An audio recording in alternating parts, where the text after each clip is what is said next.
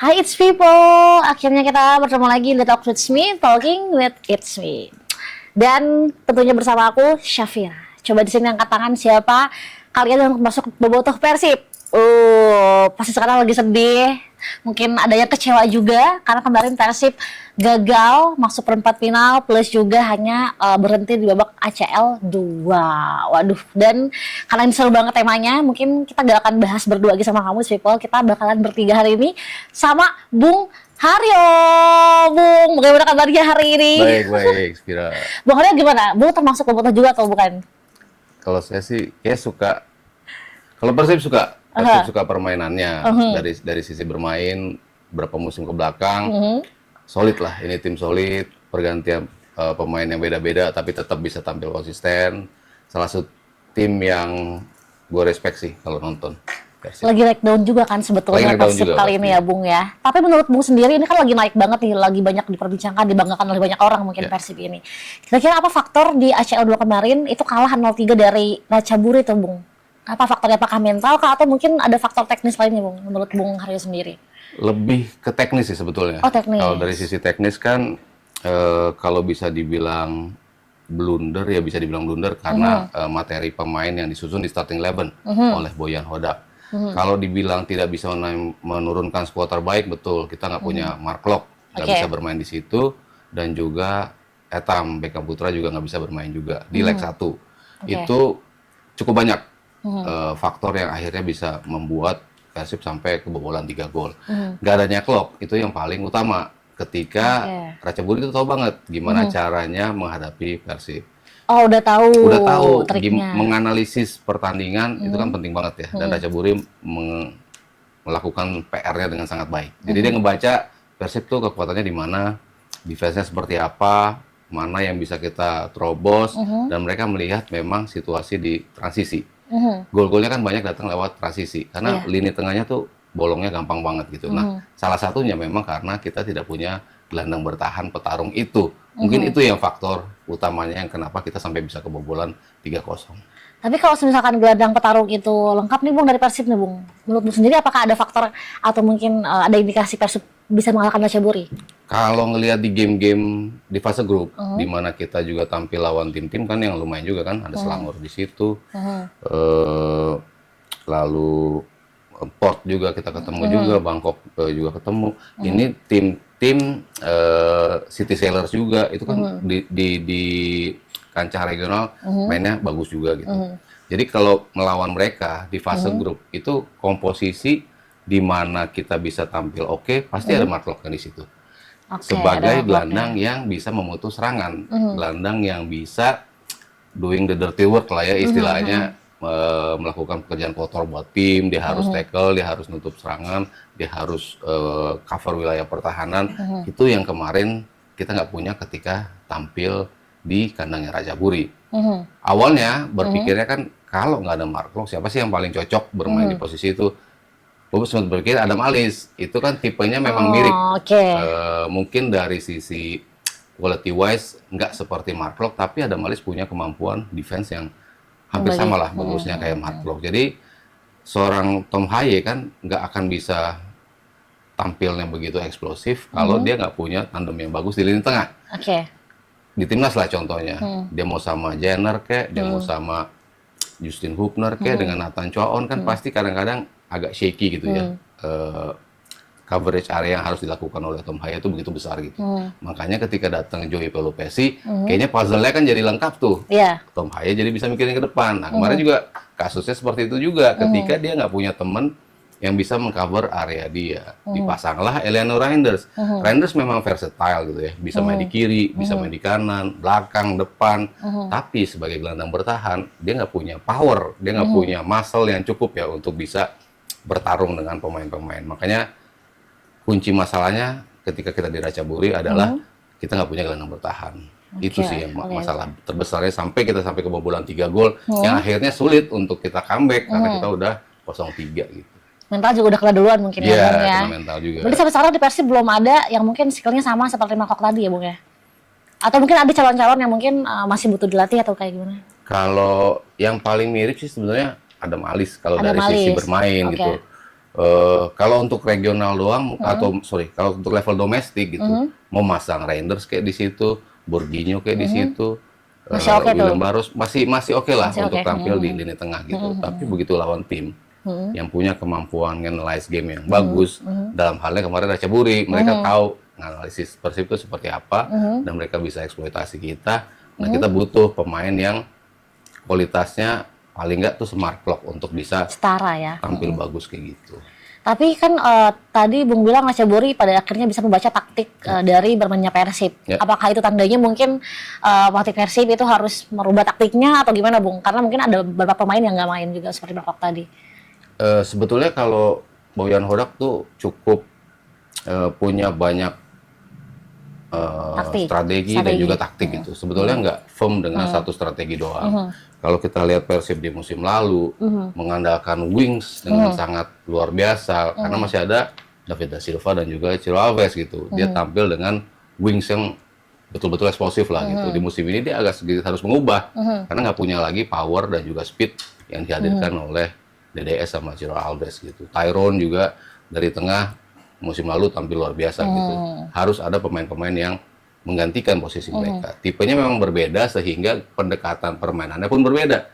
Mereka lebih banyak bola-bola dari tengah, bola-bola yang mencoba membelah lini pertahanan lawan lewat tusukan-tusukan dari tengah. Ada memang beberapa perubahan-perubahan taktik juga sih yang coba dilakukan oleh Boyan Hodak untuk adaptasi terhadap lawan-lawan yang berbeda. Tapi masih belum imbang mungkin ya Bung ya? Ya, belum konsisten di semua lini. Kalau kita bicara di level domestik kan sebetulnya berjalan. Ya, berjalan. Walaupun Cuma di awalnya meragukan, Iya. kehilangan begitu banyak pemain, tapi kan abis itu dia bisa bangkit lagi. bangkit dan tampil konsisten gitu. Jadi betul, sebenarnya betul. jalan-jalan aja strategi.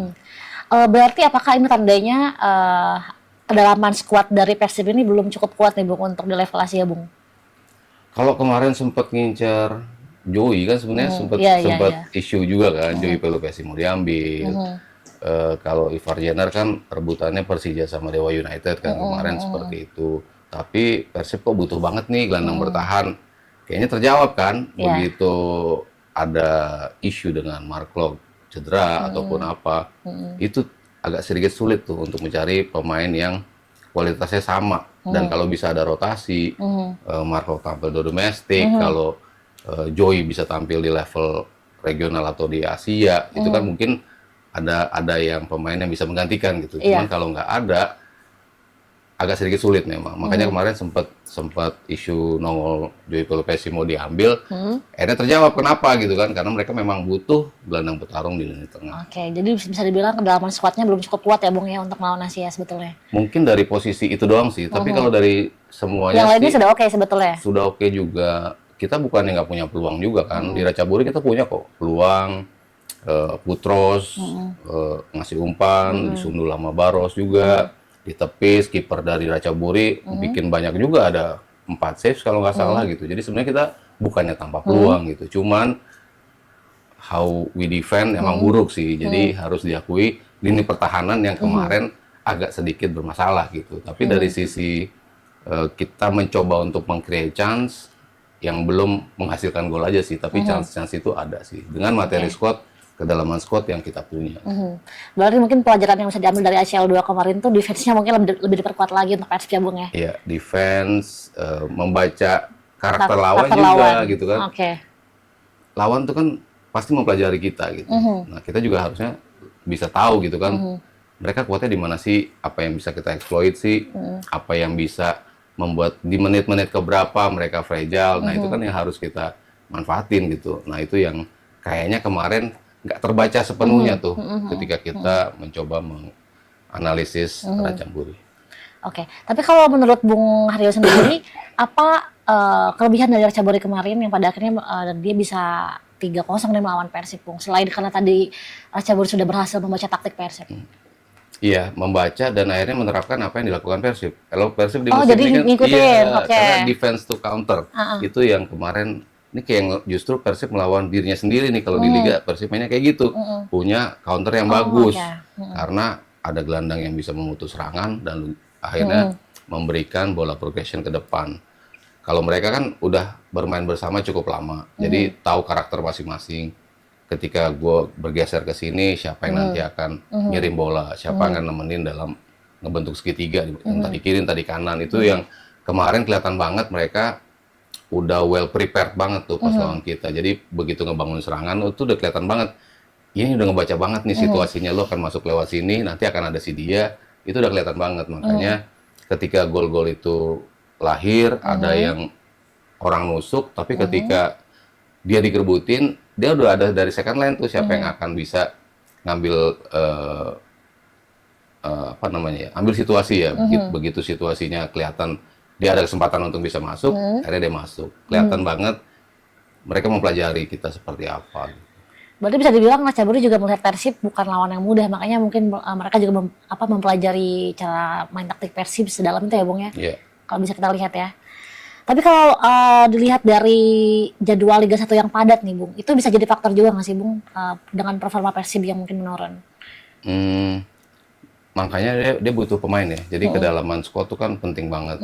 Karena bisa dibilang padat, bisa dibilang ada libur juga kan. Kadang-kadang kan liga kita juga ada libur juga gitu. Ada tidak, dulu kan nggak apa ya, bisa dibilang liga tuh nggak rapih jadwalnya. Dulu tuh bisa numpuk di sini, lalu agak panjang nggak main, lalu ada satu periode banyak lagi pertandingan-pertandingan yang begitu rapat gitu. Tapi sekarang udah dibilang cukup terjadwal dengan rapi, sehingga harusnya itu nggak menjadi isu lagi sih. Kalau dibilang padat, sebetulnya nggak sepadat itu juga. Kita kompetisinya cuma satu kok. Kalau di liga lain kan ada piala negaranya, ada misalnya di sini Piala Indonesia kan nggak ada, mungkin akan coba dimunculkan kembali gitu. Tapi kompetisinya sendiri kan bisa dibilang cuman Liga Super League doang gitu. Super League kan main berapa kali sih?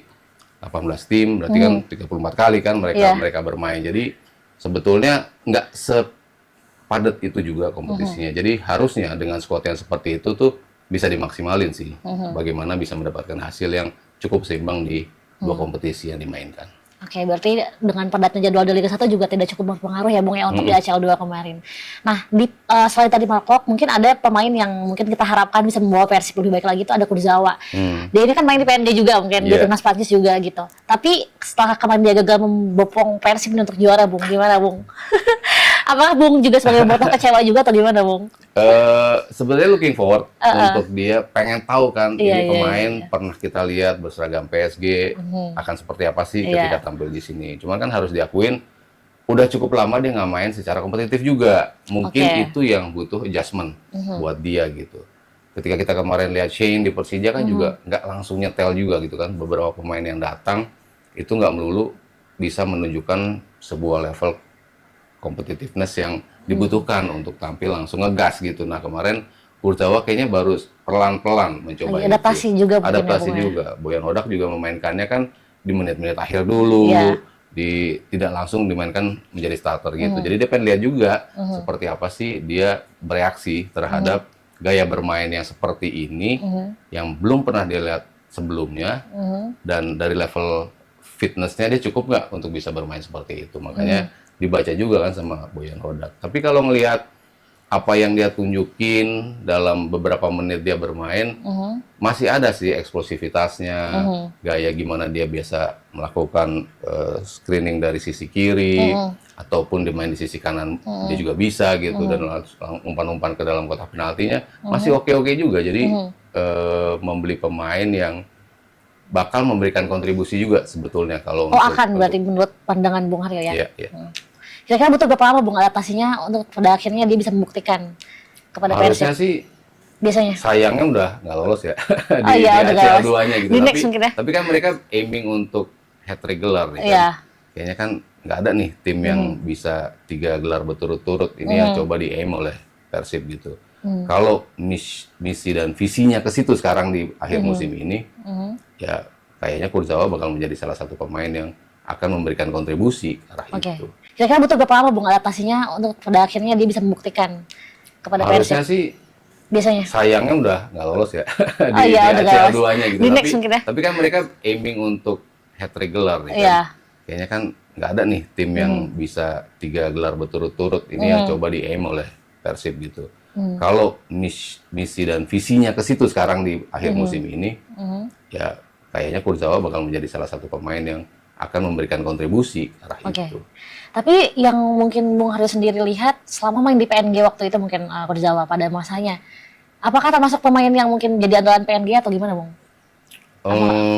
Dia kan kadang juga terlilit cedera, itu yang jadi masalah dia juga ya. Kalau dia bermain dalam kondisi fit, itu mainnya fantastis lah, bisa dibilang dia punya kecepatan prima, dia punya kemampuan defense yang bagus, membaca situasi juga bagus, transition yang dia manfaatin juga oke gitu.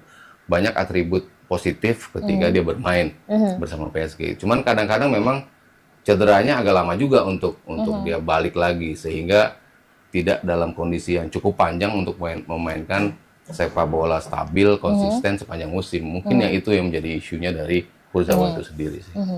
Tapi kalau dilihat dari pertandingan terakhir Bung ACL 2 ini, kira-kira apa yang harus dirombak dari Persib atau mungkin yang harus dibenahi nih, Bung? Lebih klinis sih, kalau bicara butuh striker, butuh juga sih sebetulnya.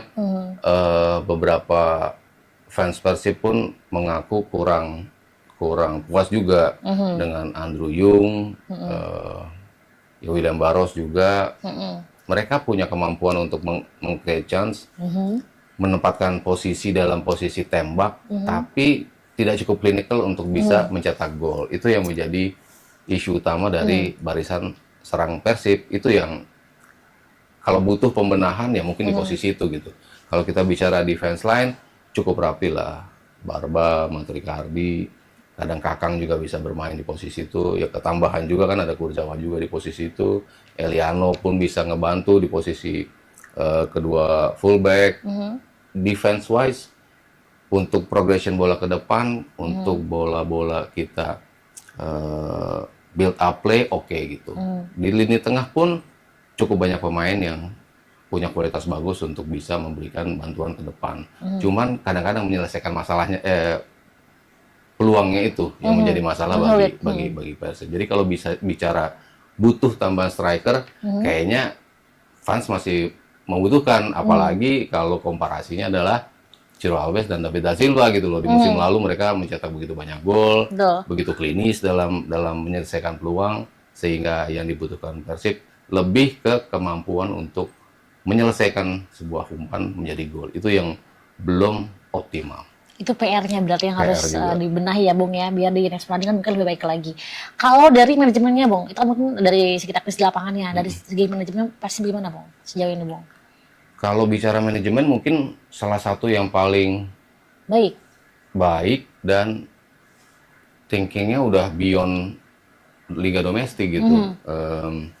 Kalau kita melihat komposisi tim yang mereka susun, itu kan kayak nggak masuk akal nih tim untuk menjadi juara di liga domestik kok sampai seperti ini effortnya gitu kan. Iya, mereka kehilangan cukup banyak pemain gitu. Di musim lalu 8 loh pemain utamanya mereka yang bisa masuk starting 11 mereka di musim lalu hilang. 8 langsung. Nick Wipers di belakang, Mendoza kiper mereka juga hilang. Di tengah Tyrone hilang juga. Terutama David da Silva dan juga Ciro Alves itu kan personel yang membuat Persib menjadi juara. Back to back kemarin hilang kan. Untuk mengganti siapa? Kan manajemen juga butuh dan akan memberikan solusi, akan memberikan dorongan juga buat yang akan bermain. Siapa nih yang nanti akan kita ambil untuk the next season gitu. Dan ternyata pemilihan pemainnya tepat gitu kan.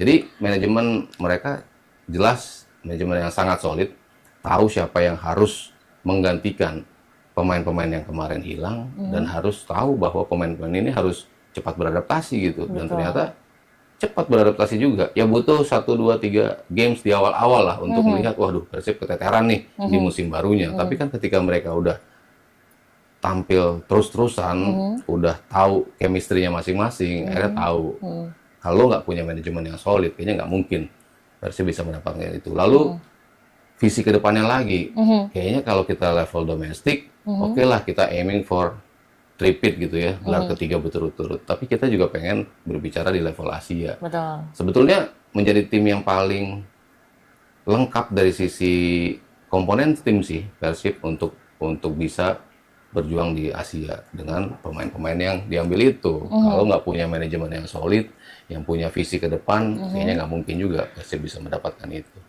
Berarti kalau mungkin Bung Haryo bisa menilai, Persib salah satu klub di Indonesia yang siap untuk masuk Asia ya Bung ya? Ya, salah satu yang paling punya siap, peluang, paling punya peluang. paling siap dari sisi sources, resource-nya paling siap, kesolidan timnya paling siap, squad-nya paling tebal, sehingga kita sebetulnya cukup optimistis tuh ketika masuk 16 besar, lawannya juga kan kalau di atas kertas bisa kita imbangi lah ya, Iya. Ratchaburi. Maksudnya kita nggak ketemu Gamba Osaka, nggak ketemu tim Korea, maksudnya bukan tim-tim yang sudah langganan di Asia Iya. gitu. Tapi ternyata nggak semudah itu juga. Ya Iya. kita boleh berencana pengen ini, tapi ternyata lawan lebih siap. Kali ini lawan lebih siap. Mungkin dari ACL kemarin juga bisa jadi pembelajaran yang berharga ya Bung ya untuk Persib mempelajarinya sampai nanti mungkin ketika di Asia lagi bisa lolos nih Bung. Tapi nanti apakah ini akan menjadi kekalahan di ACL 2 ini? Apakah akan menjadi tamparan keras mentalnya mungkin jadi down untuk melawan di pertandingan domestik atau justru malah jadi jadi makin jadi motivasi juga nih gitu Iya, untuk nanti. harusnya sih jadi motivasi tunggal ya, karena udah tinggal satu nih, kita mau berbicara di mana lagi gitu kan. Di level regionalnya walaupun kita juara grup, di fase grup, ada kesempatan main di 16 besar tapi kita gagal gitu. Tapi apa yang coba dibuat dengan menjadi juara 3 kali berturut-turut di era profesional ini kan belum pernah ada nih klub nih. Jadi Persib pasti aiming untuk mendapatkan sejarah itu gitu. Untuk menjadi juara untuk 3 musim berturut-turut. Nggak pernah ada. Bali United terakhir 2 kali berturut-turut, bisa main juga sama Persib 2 kali, dan kita atau Persib butuh 1 lagi gelar nih untuk tripit. Jadi ya fokusnya juga besar juga dan butuh konsentrasi juga. Makanya kayaknya bakal total difokus ke Liga 1. Timnas U17 mungkin People yang lagi ramai juga diperbincangkan karena kemarin ketika uji coba lawan Cina juga kalah ya Bung ya 7-0, juga terakhir di kemarin di Tangerang 2-3 nih Bung. Dan katanya masuk klub neraka juga, ada Jepang, ada Cina, terus juga ada Qatar yang dimana itu di tuan rumah. Yang bisa dibilang kalau tuan rumahnya Arab agak sulit ya Bung. Sampai mana kira-kira timnas U17 bisa bertahan Bung? Kita sempat main di Piala Asia dan juga lolos ke perempat final itu kan 2 kali. Iya. Satu bersama Indra Syafri 2018, satu lagi kemarin bersama Coach Nova. Kita jadi juara grup bahkan. Di situ apakah kita dianggap bisa lolos grup? Enggak juga. Tapi ternyata kita bisa. Bahkan menjadi juara grup. Di eranya Indra Syafri, mungkin Indra Syafri apes karena yang lolos ke Piala Dunia pada era itu adalah 4 besar. Sementara Nova cukup masuk 8 besar, lolos. Karena kuota Asia ditambah, sehingga peringkat 1 dan peringkat 2 di masing-masing grup itu punya kesempatan untuk lolos langsung ke Piala Dunia. Which is kita dapatkan tiket itu ke Piala Dunia setelah menjadi juara grup. Juara grupnya pada saat itu juga ada Korea Selatan di situ juga. Iya. Tapi bisa kita kalahkan. Tergantung kalau U17 tuh kesempatannya bisa dibilang masih seimbang. Kalau kita bicara timnas senior mungkin ya ketemu Jepang berat, ketemu Qatar juga berat. Lebih bisa bersaing kita di level 17 gitu. Makanya ketika kita masuk Piala Dunia lawannya Brasil, sebetulnya ya nggak masalah juga karena kan mereka masih di level yang gapnya nggak terlalu jauh gitu. Kalau kita bicara di U17, mungkin dari sisi individual skills ada bedanya dikit gitu. Tapi kalau dari sisi cara bermain ya kita bisa meladeni gitu kan. Makanya kemarin kita ketika kalah sama Brasil, Brasil pun mengakui bahwa tim kita tuh sulit loh sebetulnya menembusnya. Tapi begitu kita tahu gimana cara nembusnya, akhirnya kita bisa ngegolin ke gawang Indonesia. Lalu kita bisa menciptakan kemenangan pertama ketika lawan Honduras juga di Piala Dunia pada saat itu. Itu kan juga sebuah hal yang kita nggak pernah mendapatkan kemenangan juga. Waktu kita jadi tuan rumah di Jakarta kan, kita 2 kali imbang, habis 1 kali kalah. Jadi belum pernah merasakan sebuah kemenangan. Kemarin bersama Coach Nova, akhirnya kita bisa mendapatkan kemenangan di kancah Piala Dunia U17. Jadi kesempatan itu tetap ada. Walaupun memang berat. Jepang paling banyak juara di level U17. Cina, walaupun pernah kita kalahkan di awal 2025, tapi kemarin tim yang berbeda Mencoba, ternyata iya. mereka menang Menang cukup tuh. telak juga. Yang 7-0. pertama jauh banget Iya, 7 itu. 7-0 dan juga kita kalah 3-2. Mhm. Dan Qatar ya selalu punya potensi untuk menyulitkan lah ya. Iya. Tim seperti Qatar, Iya, Bung. apapun lah ya yang menjadi alasan Mhm. sulit nih untuk bisa mengalahkan tim-tim Timur Tengah, ya kita harus bisa mengatasi itu gitu. Kemarin kita ternyata bisa lolos sebagai juara grup kan waktu kita tampil. Tidak dijagokan juga. Jadi kesempatan tetap ada. Tapi yang komposisi yang harus kita pahami bahwa ini udah beda banget nih sama 17 yang kemarin. Iya, Karena iya, kan iya. mereka udah lulus Udah lah ya bisa dibilang. Kelahiran 2008, rata-rata 2008 28. udah nggak boleh bermain lagi. Sekarang tuh generasinya betul-betul 2009 semua. 2009 tapi Mirza mungkin yang tersisa hanya Mirza dan juga Matthew Baker. Kalau dari sisi usia Mirza dan juga Matthew Baker. Sementara selebihnya itu pemain baru semua kelahiran 2009. Jadi ya Coach Nova juga punya PR berbeda juga. Kalau kemarin kan kita punya Zahabi Goli, kita punya Evander Floresta, kita punya Matthew Baker, Putu Panji di belakang. Cukup banyak pemain yang sudah bermain bersama dan punya kualitas yang bagus gitu. Sehingga mereka punya kesempatan yang cukup besar gitu. Kalau sekarang mungkin agak sedikit berbeda gitu. Yeah. Pasukannya beda, Ya. tapi bukan berarti kita nggak punya peluang sih. Ada Masih ada peluang, peluang selama di level 17. Grup, Masih bisa diusahakan ya, Bung ya? grup neraka seperti apapun bisa Masih bisa. kita lewati. Percaya dulu aja mungkin Iya. ya, Bung ya. Coba dulu aja. Bung Aryo, kan tadi Bung sempat mention waktu Brazil lawan tim U17 dari Indonesia, Ya. mereka sempat kesulitan, sempat merasa susah nih gitu sampai akhirnya mereka menemukan celah. Itu tuh berarti ketika mereka merasa seperti itu apakah dari defense-nya atau dari apanya, Bung? Kita masih ngepres bagus. Di Oh, oke. 45 menit pertama kita ngepres luar biasa, sehingga nggak ngasih kesempatan tim untuk bisa ngembangin permainan. Oke. Dalam hal ini Brasil kesulitan gitu. Tapi once ya kita mulai kendor, pressingnya kita mulai kendor, mereka sudah bisa menciptakan celah.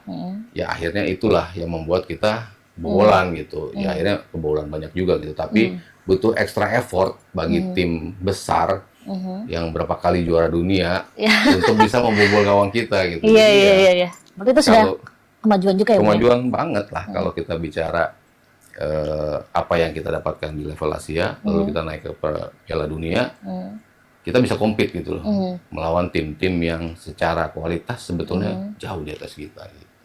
Kalau dari pertandingan uji coba kemarin lawan Cina tuh, Bung, itu kira-kira apa kelebihan Cina dibandingkan dengan tim U17 dari timnas Indonesia, Bung?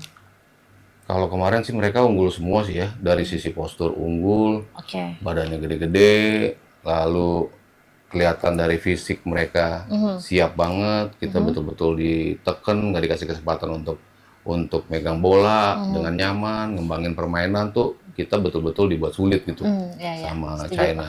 Sementara ketika mereka megang bola kok gampang banget gitu bisa nerobos ya karena kemampuan skill individu mereka juga bagus dan secara kolektif mereka juga bagus juga. Kayaknya mereka kali ini lebih siap gitu loh untuk lawan Indonesia sehingga akhirnya mereka bisa dengan cukup mudah ya membuat gol-gol. Ya di wilayah pertahanan kelihatan banget kita masih kocar-kacir lah ya. Iya, iya, iya. Siapa yang jaga kedalaman, siapa yang harus main man to man, siapa yang harus dijaga zonal markingnya seperti apa, itu kelihatan banget koordinasinya kemarin belum rapi.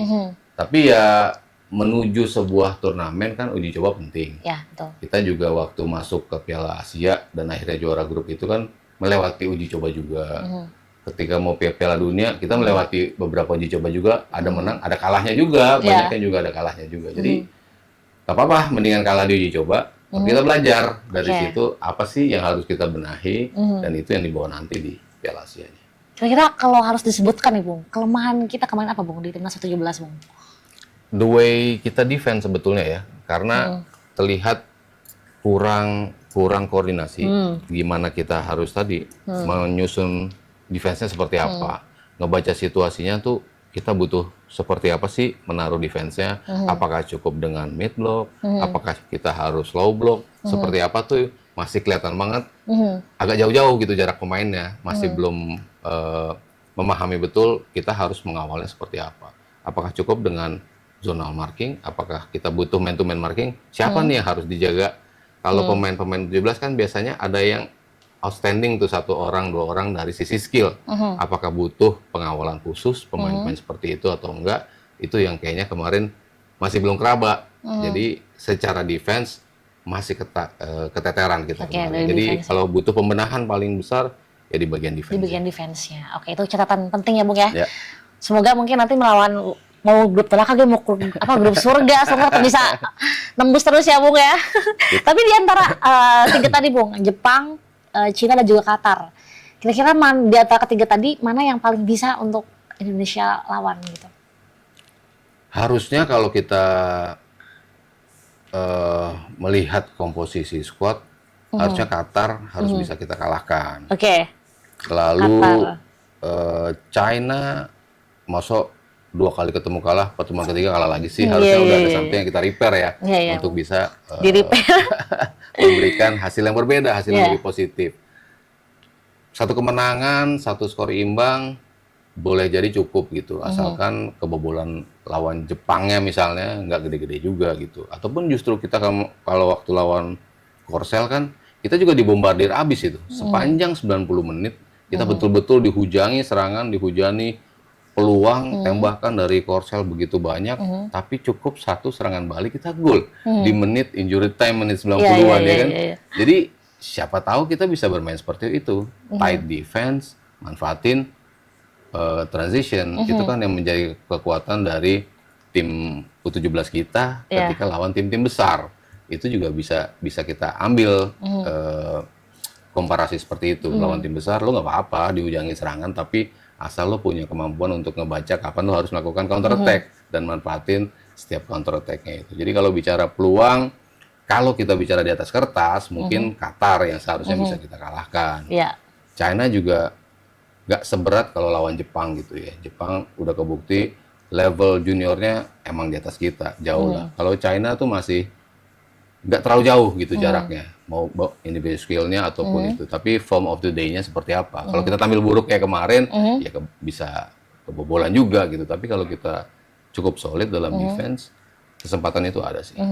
Tapi kan poin ketika uji coba kemarin di Tangerang ya, Bung ya, di Indomie Arena itu kan cukup banyak poinnya. Itu apakah untuk para pemainnya akan jadi down, mungkin banyak ketakutan nanti ketika lawan-lawan yang lain, atau justru jadi motivasi, Bung? Justru harusnya sih motivasi. Harusnya menjadi motivasi. Kita kan punya beberapa contoh ya, untuk timnas senior untuk U23 tim di era STY kan paling sering tuh uji coba TC sebelum sebuah turnamen besarnya gitu. Waktu kita mau masuk Piala Asia senior, uji coba kita berantakan semua, dihajar sama Iran, skor-skor besar, kita banyak mengalami kebobolan. Tapi end up-nya kita menciptakan sejarah menjadi tim pertama yang akhirnya bisa lolos ke 16 besar di Piala Asia Senior. Itu kan apa yang kita dapatkan dari sesi uji coba. Lo kebobolan banyak di uji coba. Tapi by the time lo tampil di turnamen sesungguhnya, masuk 16 besar. Masuk nih, harus bisa seperti itu. Harus bisa manfaatin evaluasinya itu dari uji cobanya seperti apa. Kalau justru kita down berpikiran seperti itu, aduh ntar kita ketemu mereka lagi nih, kalah lagi. Justru, orangnya dia lagi gitu. Justru itu yang harus kita hindari. Harus bisa manfaatin itu. Waktu Piala Asia U23, kita uji coba juga, nggak bagus juga hasil uji cobanya.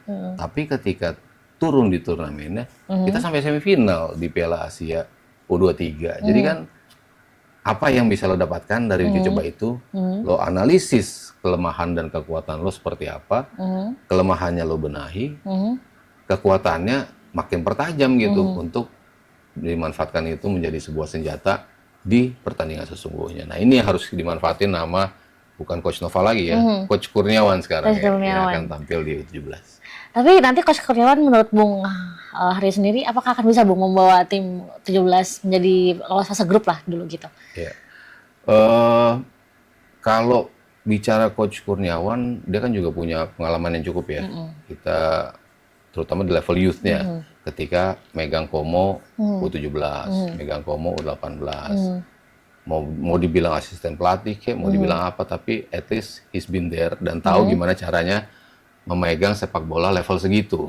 Pas banget dengan yang didapatkan sekarang, timnas U17 gitu. Jadi bagaimana dia melatih, dulu juga di level junior dia melatih SSB juga, jadi kan dia tahu juga kan karakter pemain-pemain seperti apa sih yang harus gue rangkul seperti apa.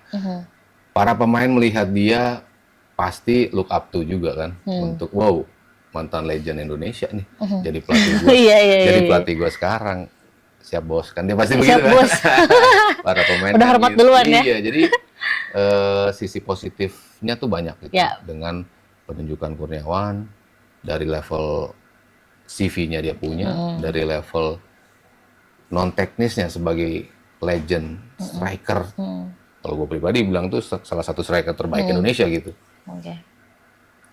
Itu sisi positif yang harus bisa menjadi sinergi yang positif dari tim U17. Tapi nanti Bung sendiri apakah memprediksi timnas U17 ini akan lolos fase grup atau ya udahlah mungkin hanya untuk pembelajaran aja gitu? Sebenarnya kalau bicara target nggak realistis juga sih kalau untuk U17 ya, karena kan ini kan tipe apa waktu untuk develop, mereka develop. Jadi biarkan mereka mengenal seperti apa sih persaingan di level tertinggi itu kayak apa. Lo harus merasakan itu untuk menjadi pemain yang makin komplit gitu, untuk menjadi personel timnas yang makin oke gitu ke depannya seperti apa. Lo harus merasakan step-step ini gitu. Jadi kalau dibebani target lolos tuh kayaknya ya nggak fair gitu. Tapi kalau realistically speaking, kayaknya peringkat kedua untuk bisa lolos ke babak berikutnya ke 8 besar harusnya sih punya peluang kita ya. Punya peluang. Dengan catatan tadi, siapa tahu bisa tiba-tiba mencuri something dari Jepang, bisa belajar banyak dan juga membalikkan evaluasi ketika lawan China kita harus bisa positif, lawan Qatar juga seperti itu. Jadi kalau bicara peluang lolos harusnya sih ada sih ya. Harusnya ada ya Bung ya. Kira-kira kalau kita angkakan nih Bung, berapa persen Bung kemungkinannya untuk Indonesia lolos fase grup Bung? Mungkin 50%? Terlalu itu ya? terlalu tinggi sih kalau Terlalu tinggi. 50 20. 35 deh, 35 sampai 40 sih kayaknya ada kesempatan. Berarti lawan terberat pertama Jepang. Jepang udah Kedua pasti. Cina. Cina baru Qatar kalau Baru melihatnya Qatar. ya. Oke, kalau dari permainan mungkin ya Bung ya. Tapi kalau kita lihat dari para pemainnya nih Bung, apakah sudah mumpuni atau belum Bung untuk melawan pemain dari Jepang, dari Cina atau juga mungkin dari Qatar Bung? Kalau ngelihat list pemain, sebetulnya mereka tampil di EPA juga ya. Jadi di level competitiveness yang sudah mereka rasakan di level klub, ya kalau kita bicara level tertinggi ya sekarang lagi di EPA nih kan. Maksudnya nggak ada tolok ukur lagi, kita bisa melihat tim ini atau personel masing-masing pemain ini tampil di level kompetisi yang lebih tinggi. Jadi kalau ngelihat mereka ada di juniornya di ASIO, lalu di level U16-nya mereka ada di klub-klub yang ada di Liga 1, ya sebetulnya ini sisi positif dari kehadiran pemain-pemain ini. Ya tinggal bisa diramu nggak sama Coach Kurniawan, Coach Kurus tuh bisa nih ngeramu pemainnya untuk akhirnya menampilkan performance yang cukup gitu. Awalnya kan kita ketika Nova ditunjuk kan juga bisa nggak ya, Coach Nova kan awalnya juga seperti itu. Pemain-pemainnya bisa apa nggak ya, tapi seiring berjalannya waktu dengan level kompetisi yang tadi ya, seadanya seperti itu tapi bisa dimanfaatkan. Ada beberapa uji coba yang bisa kita ambil dan bisa difasilitasi oleh PSSI. Ya semuanya tuh harus bisa jalan berbarengan gitu. Kompetisinya udah cukup oke. Lalu wadah uji coba melawan tim-tim yang punya kualitas juga sehingga kita bisa mengukur kekuatan seperti apa sehingga nanti eksekusinya semakin matang. Jadi pemain-pemain itu mungkin core-nya ada, kualitas individunya ada, tapi kolektif as a team-nya bisa apa enggak, itu yang menjadi PR. Kalau dilihat dari pemainnya yang jadi starnya nih Bung, siapa Bung? Yang jadi andalannya yang mungkin akan membopong timnas U17 nanti? Belum bisa kebaca ya, Bung, banget sih kemarin dari lawan China tuh. Ya Mirza di lini depan masih mungkin yang terbaik karena dia punya pengalaman yang paling banyak.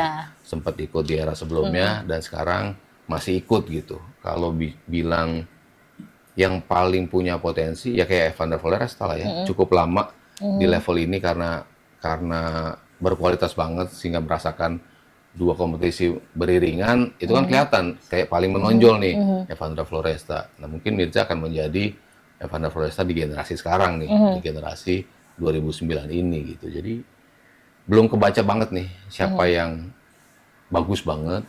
Ya kayak kita ngelihat Goli kan di AFF U16 tuh baru Goli bagus juga ya. Kita ngelihat pemain-pemain yang lain tuh juga di AFF U16 juga. Jadi ya kita harus melihat lah seperti apa mereka nanti gitu. Tapi kalau ngelihat sekilas ya mungkin si Mirza sih yang paling. Si Mirza yang paling lagi menonjol ya Bung ya. Ya semoga persenannya bisa naik ya Bung ya. Oke Bung, tadi kan mungkin timnas U17. Ini mungkin kita sekarang berpindah sedikit ke timnas senior jelang FIFA Series, dan juga kita akan melihat dan juga memantau mungkin pergerakan John Herdman. Ini pertama kalinya kita akan melihat apakah beliau ngeklop bisa dibilang ya Bung ya dengan timnas Indonesia, tapi semoga sih sampai ngeklop sampai lama ya Bung ya, termasuk kontraknya pun kan juga lama bertahun-tahun ya. 2+2 ya. Iya. Tapi kalau kita lihat nih Bung, sejauh ini pendekatan John Herdman terhadap timnas senior seperti apa Bung? Apakah mungkin bisa dibilang oke kah atau belum terlihat sama sekali nih Bung? Iya, kalau dari sisi permainan kita belum bisa ngebaca nih. Cuman dari faktor-faktor non teknisnya, dari apa yang harus dilakukan seorang pelatih baru ketika datang ke sebuah environment baru, itu keren banget sih. Harus diakuin. Ini John Herdman sosok yang way melewati Kluivert jelas, mungkin melewati Sintayong juga dari sisi non teknis, dari sisi presence dia. Lo datang, lo udah tahu Indonesia ini seperti apa sih. Jadi PR-nya ketika dia datang di preskon pertama, dia tuh udah melakukan riset banget nih terhadap timnas Indonesia. Ketika ditanya wartawan pun, dia bisa menjawab dengan enak banget gitu, karena nggak mungkin orang yang datang, oke, aku bakal latih Indonesia, datang tapi nggak punya cukup perkataan yang cukup dalam tentang Indonesianya kalau dia nggak belajar tentang Indonesia. Ini jelas pelatih yang melakukan itu. Lalu dia menelepon dan juga SMS terlalu lama ya, WhatsApp. SMS jauh banget dong. Dia mengkontak, ada yang kontak lisan, ada yang teks. 60 pemain. Itu penting Bung berarti langkah penting itu. Banget, maksudnya nggak pernah berpikir seorang pelatih datang tapi langkah pertamanya tuh sebagus ini gitu, untuk reach out dulu ke para pemain, tanya how they feel setelah gagal lolos ke Piala Dunia, mentally, state of mental Indonesia itu seperti apa sih? Itu kan penting pelatih tahu kan. Ketika gue datang langsung gue geber, tapi gue nggak tahu mentalnya masih tergores nih setelah nggak lolos.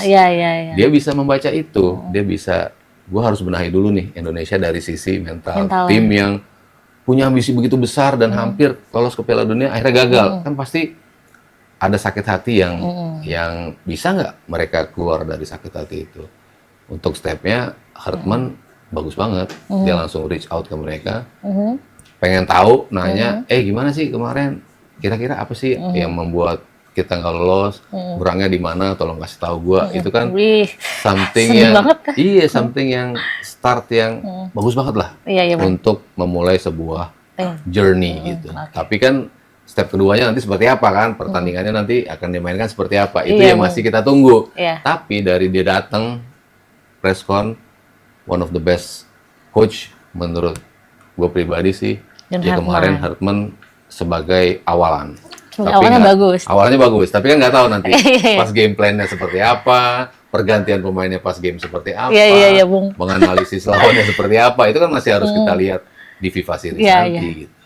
Untuk saya yang menyaksikan podcast ini banyak sekali episode membahas beliau, ikut deg-degan juga Bung. Aduh bisa gak ya gitu. Karena saya pun ikut dari mulai pembahasan masih kayak tebak-tebakan siapa yang jadi, sampai isunya, sampai fix, sampai kita datang ke pressconnya, ikut merasakan deg-degannya apakah John Herdman bisa membuktikan ini atau enggak, Bung. Tapi kalau dilihat dari mungkin taktik atau juga mungkin filosofi dari John Herdman sendiri, itu Bung sudah bisa mulai belum Bung? Arahnya akan kemana Bung? Kalau ngelihat timnas Kanada ya, mungkin yang paling cocok menjadi komparasi ya timnas Kanada. Karena kalau sebelumnya kan timnas putri, walaupun kualitasnya di atas rata-rata, setelah dia datang bisa naik tuh berarti kualitasnya, Bung. Naik banget. Bahkan sepak bola Kanada tuh berani menyebut sepak bola Kanada setelah John Herdman dan sebelum John Herdman. Jadi mereka melihat banget, beda banget ya setelah dia datang kita jadi seperti apa. Iya. Kanada bahkan mendefine persepak bola mereka tuh seperti itu. Untuk sepak bola putrinya jelas, karena ada 2 medali perunggu di Olimpiade, yang kita pikir Kanada kan outsider kalau kita bicara di Olimpiade. Jelas Amerika Serikat, jelas ada Brazil, Prancis, Inggris, Norway, negara-negara yang kuat dalam sepak bola. Kanada don't belong there gitu. Tapi bersama Herdman bisa mereka dapat medali perunggu 2 kali Olimpiade berturut-turut. Timnas putra dia masuk setelah kesuksesan dengan timnas putri, geser ke timnas putra, masuk 2018, 2022-nya udah langsung lolos Piala Dunia tuh. Pertama kali dalam 36 tahun kalau nggak salah. Itu something yang define juga. Sebelum datang dia, kita cuma bisa kualifikasi doang nih. Akhirnya datang dia, kita bisa do something. Dari sisi apa yang dia buat ke timnas Kanada dalam waktu yang bisa dibilang cukup singkat juga nggak ya, 4 tahun lah. Sebetulnya itu kan sama kayak kita nih. Targetnya kan 2030 kan kita 4 tahun juga nih. Sebenarnya mirip juga. Mereka banyak diaspora juga, mereka banyak pemain-pemain yang bukan asli situ juga. Jadi gimana dia ngerangkul sebuah tim, gimana dia bisa membuat setiap pemain di tim itu tampil 100% di setiap pertandingan, bahkan di preskon, para pemain ketika diwawancara sebagai bintangnya Kanada, mereka bilang, jangan wawancara gua, itu wawancara pelatih, dia yang membuat kita seperti ini. Para pemain aja ngomong tentang Herdman seperti itu, dari sisi positifnya. Jadi, faktor non-teknis tadi, itu betul-betul dikuasai oleh Herdman. Dari teknis di atas lapangan, komposisi dia bisa bermain 4 back, dia bisa bermain 3 back, 4-3-3, 4-2-3-1, 3-5-2, segala macam komposisi pernah dia coba. Dan hasilnya bisa dibilang positif karena mengantarkan Kanada masuk ke Piala Dunia. Ya walaupun di Piala Dunia nggak bisa berbicara banyak, tapi kan at least lo lolos ke Piala Dunia gitu. Yang jelas transisi mereka bagus banget. Gaya bermain, defense cukup rapi, transisi. Mirip juga kan sama gaya main kita. Manfaatin transisi, pemain-pemain depan yang eksplosif dalam melakukan sprint, itu yang banyak dilakukan oleh Herdman terhadap Kanada. Jadi kalau dia akan mengaplikasikan itu di Indonesia, sebetulnya cocok juga. Tapi kan yang jago dari dia juga adalah menganalisis lawan. Makanya kenapa timnas putrinya bisa sebagus itu, timnas putranya bisa sebagus itu, karena dia menganalisis lawannya dengan benar. Jarang menang lawan Amerika, bisa menang. Mereka juara grup loh waktu lolos ke Piala Dunia kan. Juara grup. Biasanya kan Meksiko atau Amerika Serikat gitu. Tapi ini Kanada yang lolos sebagai juara grup gitu. Jadi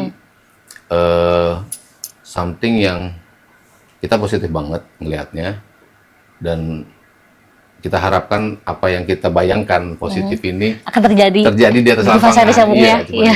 Itu sih yang kita pengen ya. Tapi kalau seandainya nih, Bung, kita bicara seandainya gitu, John Herdman pada FIFA Series kali ini mungkin belum bisa membuktikan apa ya yang kita harapkan dari beliau. Apakah itu akan memecah kepercayaan publik atau gimana, Bung? Karena kan sensitif banget ya isu timnas ini. Kayaknya harus menang, harus juara harus menang, gitu. Berat bebannya. Kasian juga ya pelatih, bebannya seperti itu. Mana badannya kecil ternyata kan dia. Kecil banget. Pas datang, aduh itu sekecil itu badannya menanggung beban harapan kita semua, aduh besar sekali. Terakhir PT gede banget kan, tinggi gitu, dia kecil gitu. Nggak adil pastinya kalau kita langsung ngejudge dia based on di FIFA Series. Sebetulnya kan kenapa kita sebagai media, sebagai pengamat, kenapa kita senang dengan penunjukan di awal ini, maksudnya pergantian Kluivert udah pasti ini pelatih yang nggak bagus buat Indonesia, udah jelas harus diganti. Dan pergantian itu 4 tahun kita butuh Piala Dunia, kita butuh lolos ke Piala Dunia dalam waktu 4 tahun. Artinya kan kita nggak dikejar-kejar waktu sebetulnya. Momen yang paling menjadi batu loncatan adalah AFF senior di bulan Juli Agustus. Di bulan itu kan artinya pelatih ada waktu 6 bulan nih. 6 bulan sampai bahkan 7 bulan untuk bisa mempersiapkan tim ini. Lalu tonggak berikutnya Piala Asia 2017 Januari. Artinya kan sebenarnya lo punya waktu 7 bulan dan juga setahun. Jadi lu nggak dikejar waktu seperti halnya ketika Patrick ditunjuk untuk ngelolosin ke Piala Dunia dalam waktu yang begitu singkat. Iya. Itu kan Ya berat juga jadi dia doesn't sih. make sense Iya, iya. juga sebetulnya kan penunjukan itu gitu. Nah ini sebetulnya fair banget penunjukannya di awal. Lu ada waktu untuk persiapan di tengah tahun untuk AFF senior, lalu ada Piala Asia senior juga. Itu yang menjadi parameter sepak bola ini mau dibawa kemana sih sama Hartman. Itu 2 ajang itu, AFF mungkin dengan materi-materi yang tidak semuanya komplit karena kan berlangsung di luar FIFA Matchday. Pemain-pemain yang tampil di liga-liga A itu nggak bisa main, udah pasti Itses nggak bisa main, Kevin Dix nggak bisa main, Verdong, Dean James itu kayak pemain-pemain itu nggak bakal bisa ada di sini gitu. Jadi lo harus lihat lagi nih komposisi AFF akan seperti apa, komposisi di Piala Asia nanti akan seperti apa karena tampil di bulan Januari, repot juga kan di bulan Januari gitu. Sementara di FIFA Series ini baru bisa pada balik nih, Kevin Dix bisa main, Jay Itses bisa main, jadi kita bisa ngelihat squad yang full, walaupun mungkin beberapa pemain harus absen karena kartu merah juga kan di pertandingan terakhir, Tom Haye dan juga Shane Patinama, ini kan 2 pemain yang nggak bisa main, tapi secara kualitas kayaknya kita bisa melihat FIFA Series sebagai gambaran awal nih, Hartman mau main seperti apa gitu. Jadi apapun hasilnya ya, ya walaupun mungkin kita pengen at least menang lah, lawan Saint Kitts and Nevis tuh menang, tapi habis itu lawan Bulgaria, mau menang mau kalah, yang penting kita ngalahin dulu nih yang lawan pertama kita gitu. Oke, tapi kalau dilihat dari pemainnya nih Bung, kira-kira yang akan jadi tulang punggung di FIFA Series nanti siapa Bung? Ya kalau ini kan kalender FIFA Matchday, artinya Indonesia berhak memanggil pemain-pemain yang ada di luar karena mereka pasti akan dilepas juga.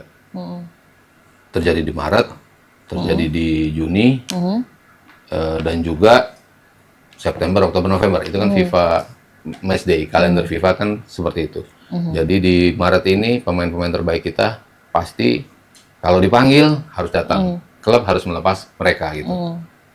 Jay Itses pasti dipanggil, Kevin Dix pasti dipanggil, Verdong walaupun sudah mulai nggak selalu menjadi starter gitu ya di Lille, layak panggil jelas. Dean James jagoannya Go Ahead Eagles dan selalu tampil optimal di Eredivisie pasti harus dipanggil. Belum sih Nathan Choon, Willem Twai ditampil bagus di Liga kedua. Lalu Justin Hubner yang sudah mulai tampil reguler lagi buat Fortuna Sittard. Itu pemain-pemain yang kayaknya pasti bakal dipanggil. Termasuk di Inggris mungkin Ola Romani ya, yang akan kita panggil. Ragnar Oratmangun juga salah satu pemain yang jelas butuh kita panggil. Milano Jonathan, sini juga pemain yang makin eksplosif, pindah klub ternyata semakin menunjukkan kualitas yang bagus gitu. Ditambah ya pemain-pemain yang udah akhirnya ada di Super League gitu. Ya Zylstra mungkin bisa dimainkan, lalu ya Shane tadi kita sebut, berarti hampir Sandy semua ya Walsh, Bung hampir ya? semua pemain lengkap sih harusnya ada ya, kecuali Tom Haye dan juga Shane, 2 pemain yang terlilit kartu dan dihukum 4 pertandingan ya. Jadi di FIFA Series pasti mereka nggak bermain. Tapi di antara semua itu yang jadi andalan Bung Haro yang mana Bung? Kalau di depan Ole harusnya sama Miliano sih, 2 pemain yang belum terutama Miliano ya, maksudnya belum ke explore secara optimal. Ini pemain masih bisa menunjukkan kualitas yang lebih gitu. Jadi looking forward Milano Jonathan. Finishing dari Ole tetap kita nantikan. Sementara di belakang jelas Jay Itses ya. Kita pengen lihat lagi Bang Jai, kapten kita ada lagi di GBK. Kayak pengen lihat sih. Jadi ya suspeknya sih masih itu aja sih. Dix, Jay. Tapi kira-kira dari pemainnya yang diaspora atau mungkin lokal ya Bung, apakah akan ada kira-kira nama yang baru nih masuk gitu? Kayaknya masih belum itu ada ya? aja sih. Untuk squad kali ini kayaknya nggak akan jauh berbeda dari tim yang terakhir bermain ya, karena kan harus diakuin ya materi terbaik kita ya memang ini gitu. Cuman dari domestik kan sempat berapa kali ditanya gitu ya, ada nggak sih pemain-pemain kita yang punya kualitas cukup untuk bisa ngetuk pintu timnas senior? Kalau gue pribadi ngelihatnya sebenarnya tim-tim personel U23 dan U20 tuh punya potensi yang besar, cuman belum ke-explore secara masif gitu. Maksudnya masih punya potensi yang belum letek nih pemain-pemain ini. Kualitasnya ada, kalau dipegang pelatih yang tepat, pasti mereka bakal give something untuk timnas gitu. Donitri misalnya, kalau kita bicara di lini belakang. Kadek Arel, pemain-pemain U23, ditambah lagi Arkan Fikri, Tony Firmansyah, Robi Darwis, Rehan Hanan. Mereka kan bermain di lini tengah, mereka-mereka doang nih. Bayangin nggak kalau seorang Arkan Fikri di sampingnya Tom Haye, seorang Rehan Hanan di sampingnya Joey Pelupesi. Udah lengkap tuh. Iya kan, apa yang dibuat dan akhirnya dirasakan oleh Rizky Ridho ketika berdampingan dengan Jay Itzes, dia kan jadi makin jago. Ketika Witan main bareng sama Ragnar, sama Rafael dulu, makin oke gitu kan. Maksudnya pemain-pemain kita kalau diberi kepercayaan dan surroundingsnya emang punya kualitas bagus, pasti akan semakin baik. Jadi pemain-pemain muda, gue juga looking forward nih untuk bisa menembus ke timnas. Tapi kalau yang ada sekarang, ya mungkin ya masih yang itu aja sih yang bakal dipanggil. Itu dulu sih yang akan dipanggil. Tapi kalau untuk di fase ini, Bung, kira-kira apakah ini jadi prioritas utama kita timnas gitu senior, atau ini cuma yaudah sebagai uji coba aja gitu masuknya? Uji coba, tapi ada insentifnya lah ya. Ada harapannya juga. Ada harapan. Kalau kita sih pengen banget ya nonton timnas terakhir Oktober kan. Pengen banget kan nonton lagi, dengerin Indonesia Raya lagi. Terus ya segala gegap gempitanya GBK kan pengen kita rasakan dalam aspek positif gitu. Jadi pasti fans ingin melihat timnas kita tampil dan ingin timnas kita menang. Pengennya sih kayak gitu. Ya, gitu. Masuk gol lah gitu masuk lah. Tapi untuk federasi ya kayaknya ini baru untuk ngebaca sih. Herdman he did a very good start, tapi quality wise sama cara bermain kan belum kelihatan. Itu aja sih yang kita juga nantikan. Omongan lu, presentasi lu dalam tanda kutip itu sebagus itu lo yang ngerjain apa enggak nih? Gitu. Kalau kita ngelihat keren banget nih presentasinya, siapa yang bikin gitu kan?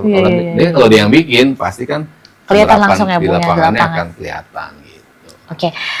Tapi menurut Bung Haryo sendiri, seberapa penting FIFA Shadows ini untuk ranking timnas FIFA Indonesia, Bung? Kalau ranking sebetulnya karena Saint Kitts and Nevis itu di bawah kita peringkatnya, jadi kita nggak akan dapat poin yang cukup. Terus kalau kita menang lawan Bulgaria, di mana mereka ada di peringkat 80-an kalau nggak salah, itu lumayan tambahan poinnya. Gitu. Jadi kalau bicara tambahan poin, ya mungkin dari 2 lawan yang akan kita temui, kalau dua-duanya positif, ya kita bisa dapat belasan sih. Belasan poin. Ya paling bagus sih 20 sih kalau bisa ya dapat di posisi itu. Karena kan waktu itu lupa tuh tuan rumahnya siapa ya, Tajikistan kalau nggak salah, ketika mereka menjadi juara, mereka dapat poin tuh 30 poin dan lumayan loncat tuh dari sisi peringkat. Kita kalau kita dapat belasan sampai 20 poin pun lumayan sebetulnya, bisa naik ke 102 atau 105 kalau nggak salah ya. Lumayan lah, leap yang cukup dengan FIFA Series ini. Tapi kalau Bung Haryo lihat sendiri sekarang dari mungkin kedalaman squadnya atau juga pelatihnya John Hetman gitu kan, kira-kira seberapa persen Indonesia akan terus masuk nih, Bung, ke fase-fase di FIFA Series ini, Bung? Kalau FIFA Series kan kita mainnya 2 kali ya, satu lawan Saint Kitts and Nevis, kalau menang lawan pemenang Bulgaria dan juga Kepulauan Solomon. Jadi menang lawan Saint Kitts. Ada kemungkinan, Bung? Besar sih kemungkinannya. Oh, besar malah. Harusnya besar. Tapi mereka baru ganti pelatih, nggak semudah itu juga. Maksudnya peluang itu ada. Karena kalau kita lihat track record mereka di CONCACAF kemarin, nggak bagus juga. Dia di round 2-nya lah. Mereka nggak masuk ke round 3-nya. Mereka peringkat 4 grup cuma menang sekali lawan Bahamas. Selebihnya dibantai Trinidad Tobago, dibantai Costa Rica 4-0, 2 kali kalah sama Trinidad dengan skor 6 itu banyak kebobolannya lah Saint Kitts itu. Jadi kita punya kesempatan sebetulnya untuk bisa maksimalin itu dengan materi sekarang kita ya di atas kertas sih kita di atas mereka. Secara peringkat pun kita di atas mereka gitu. Tapi secara di lapangan nih? belum Iya, tahu nih di kita. lapangan tuh bisa nggak kita manfaatin semua sisi positif itu. Iya, Bung. Tapi itu sih yang bikin seru, tebak-tebakan ya sebelum siapa gitu kan. Ketika kejadian baru nih. Mudah-mudahan nanti setelah Indonesia nanti mungkin main FIFA Series kita bisa ketemu lagi di sini, Bung, untuk bahas. Mungkin nanti akan ada hal baru yang akan kita bahas di sini ya, Bung ya. Ini masalah Arsenal yang kayaknya sekarang udah mulai habis bensin nih, Bung. Dan kutukannya kita belum tahu apakah dia masih nempel di sana atau enggak nih, Bung. Mungkin kalau bicara peluang ya, Bung ya, Arsenal masih punya peluang untuk sapu bersih banyak gelar. Tapi kan justru pelatihnya sendiri Arteta yang pada akhirnya realistis deh, bisa dibilang ragu mungkin untuk mendapatkan gelar. Ditambah lagi mungkin lawannya di Carabao nanti, di Carabao Cup itu lawannya City. Berat juga tuh, Bung. Menurut Bung sendiri gimana, Bung? Apakah pada akhirnya Arsenal bisa mengalahkan City atau ya udahlah gitu, lagi-lagi kedua ya. Arsenal kan dulu kita selalu bicara ya. Iya, Bung. Lu ngomongin Arsenal tunggu Februari deh. Tunggu Maret deh baru lu bisa bicara mereka ada di mana. Iya. Itu kan menjadi ujaran yang kayaknya nempel banget tuh sama Arsenal. Nempel karena banget. Mereka condong atau cenderung untuk habis bensin di paruh kedua. Itu terjadi terus-terusan gitu kan. Makanya kita selalu bilang mereka unggul jauh loh poinnya. Ya nggak apa-apa, baru Desember, tunggu aja nanti. Februari. Lama-lama juga bakal kepangkas. Kalau gue pribadi, gue menjagokan City sejak awal musim. Oh, kenapa, Bung? Karena sebetulnya faktor Pep. Dia akan mempermulus apapun yang terjadi di City untuk tampil balik lagi konsisten. Di awal musim gue bilang juaranya City, Premier League ya. Arsenal, Liverpool tuh bersaing di peringkat 2-3. Awalnya berpikirannya seperti itu, tapi Liverpool ternyata anjlok. Arsenal benar tetap menjadi title contender. Tapi yang membedakan Arsenal musim ini dan musim-musim sebelumnya adalah kedalaman squad yang luar biasa. Kita kalau di musim-musim lalu selalu melihat Granit Xhaka, Bukayo Saka dan juga Martin Odegaard kalau mengalami cedera, pusing pasti. Arsenal, pelatihnya, fansnya, wah gimana nih Saka cedera, Odegaard. Sekarang nggak masalah. Mau Saka nggak main, mau Odegaard nggak main, mereka tetap perform. Mereka tetap bisa tampil dengan level tertinggi. Karena squad yang dalam banget itu. Ada Madueke di depan. Ada Eberechi Eze. Ada Trossard, ada Martinelli. Itu bahkan Gabriel Jesus dan juga Kai Havertz belum sembuh dari cedera. Mereka punya stok yang cukup. Belum ada Gyökeres lagi. Di tengah, kepingan puzzle yang menurut gue hilang adalah Zubimendi. Zubimendi akhirnya menjadi pemain yang krusial banget buat Arsenal. Membebaskan Declan Rice dari tugas bertahan. Karena semua dipegang oleh Zubimendi as a creator, as a destroyer. Pokoknya yang engine room-nya Arsenal tuh di Zubimendi. Ada Merino, masih ada di situ. Masih ada Northgard juga. Jadi pemain-pemain, kalaupun absen, ternyata nggak bikin Arsenal limbung, nggak bikin Arsenal goyang gitu. Kita tadinya berpikir, Saliba, or Gabriel, tunggu aja. Begitu mereka cedera, habis Arsenal. Bener, Saliba cedera, Gabriel juga cedera. Aman-aman aja tuh mereka. Mosquera ternyata bagus, diganti sama Timber juga oke. Rotasi yang tadinya mustahil dilakukan oleh Arteta, sekarang bisa dilakukan karena komposisinya betul-betul dalam, materi squadnya betul-betul stabil dan juga rata di semua lini. Itu yang mungkin yang membedakan Arsenal musim ini. Makanya gue bilang kans mereka untuk menjadi juara ya paling bagus di musim ini sebetulnya. Walaupun gue tetap menjagokan City, tapi mereka masih ada chance-nya bagus, mereka punya kans yang masih sangat besar. Justru gue bilang potensi terbesar Arsenal untuk menjadi juara sekarang di Carabao Cup ini, Bung. Itu justru di Champions League. Itu kemarin. Yang tadinya mungkin Arsenal bukan wilayahnya mereka untuk bicara trofi karena kan nggak pernah juara tuh di Champions League. Tapi kayaknya squad ini lebih capable untuk bisa menang di Champions League. ketimbang lo tampil konsisten week by week di liga. Itu masih sedikit agak, gue bilang agak bisa goyang gitu. Makanya gue meragukan mereka menjadi juara di Premier League-nya, tapi juara di ini. Nah, Carabao itu bakal menjadi aspek yang penting banget. Kenapa, Bung? Karena lo bisa juarain ini, mentality pemain lo bakal balik. Yang lo kalahkan adalah City, lawan lo yang paling nempel lo di liganya. Bubuyutan terus ya. Mau bubuyutan lo, jadi kalau lo bisa menang di situ, mentally lo akan lebih ready, dan mungkin kesempatan lo untuk bisa menjadi juara liga akan semakin besar. Kalau gue pribadi melihatnya seperti itu. Tapi kalau kalah, efeknya manjang lagi ini. Iya, itu justru bisa kemana-mana tuh. Iya. Ternyata kita nggak cukup mental untuk menjadi juara. Bener kata orang, Arteta nggak. Padahal squad udah bagus dan sebagainya. Arteta segitu-gitu aja. Bener kata orang, squad ini akan memberi gelar pada pesaingnya gitu. Maksudnya emang secara mental ini tim nggak kuat itu. Kalau sampai kalah di Carabao Cup gitu. Ada bukti contoh juga Liverpool yang kemarin kalau kita tahu siapa yang quadruple itu loh, si konten kreator itu yang rame. Saya nggak tahu lagi. Yang mana Bung? Pokoknya ada yang yakin banget Liverpool bakal quadruple di musim lalu. Start dengan Carabao ini. Carabao finalnya lawan Newcastle. Kalah sama Newcastle. Habis itu mereka drop di Liga. Terus. Kalah di Champions League dari PSG. Kalah di Piala FA juga. Tapi juara di liganya. Karena liganya mereka udah nge-build jarak yang jauh untuk bisa dikejar lawan-lawannya. Tapi secara mental ternyata Carabao bisa mempengaruhi seperti itu gitu. Tim untuk menjadi juara. Bisa goyah di situ. Tapi di era Jurgen Klopp, mereka dari quadruple dimulai start yang bagus di Carabao Cup. Tapi end up-nya akhirnya cuma menang Carabao dan juga Piala FA. Tapi dua majornya di Liga dan juga di Champions League mereka gagal. Ada juga skenario seperti itu. Jadi belum pasti juga juara Carabao berarti akan mulus musim lo. Belum pasti juga lo kalah di Carabao akan anjlok juga. Tapi ada beberapa contoh yang tadi kita bicarakan. Itu bisa mempengaruhi tim sampai segitunya. Nah, Arsenal kalau kita bicara mentalnya mereka goyang, penting banget untuk bisa juara Carabao. Untuk menunculin belief lagi bahwa kita punya peluang mengalahkan City dan menjadi juara.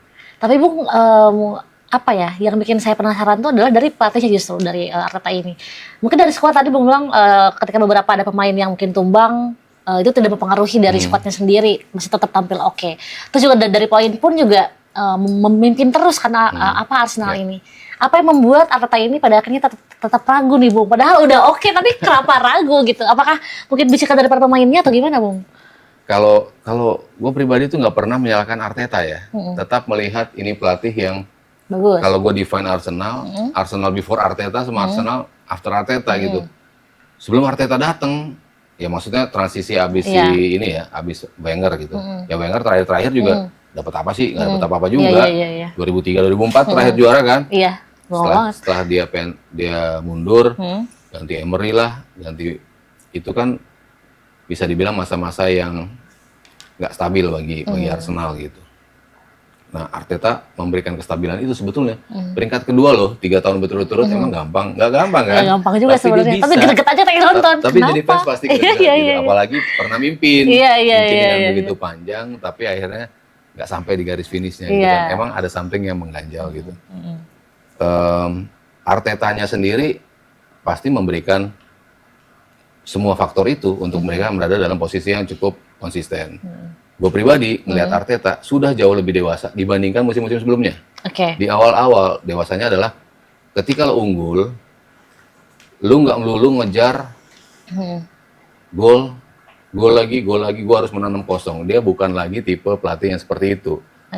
Kalau lo harus menang, you win ugly nggak masalah. Yang penting tim gue dapat 3 poin. Itu udah mulai seperti itu. Nggak melulu lo harus main cantik. Arteta kan sebelumnya juga gitu kan.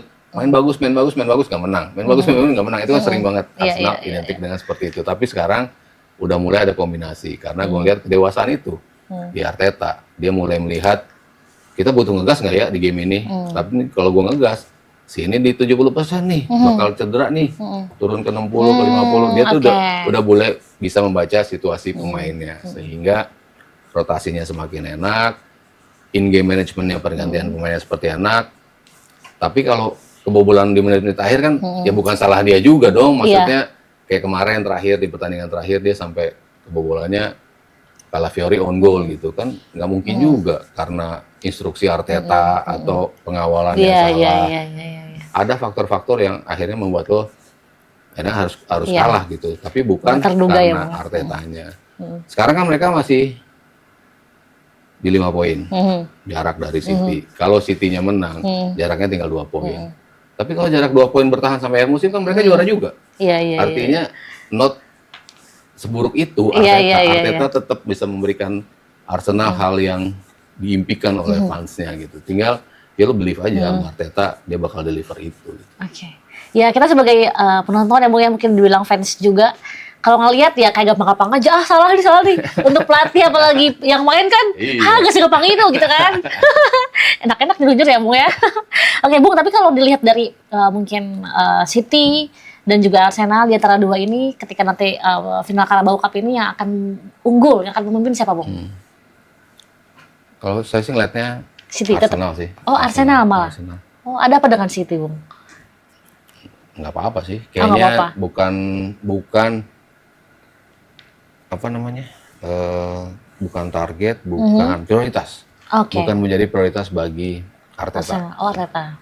Walaupun di bawah Pep, City paling banyak menang Carabao juga. Maksudnya ini pelatih yang bilangnya gue nggak mikirin Carabao tapi juara mulu gitu di Carabao itu kan Pep tuh sering banget kayak gitu. Iya. Dan kita selalu bicara Arsenal bakal masih ada di bisa dapat 4 gelar. City-nya kan juga loh masih bisa 4 gelar juga kan.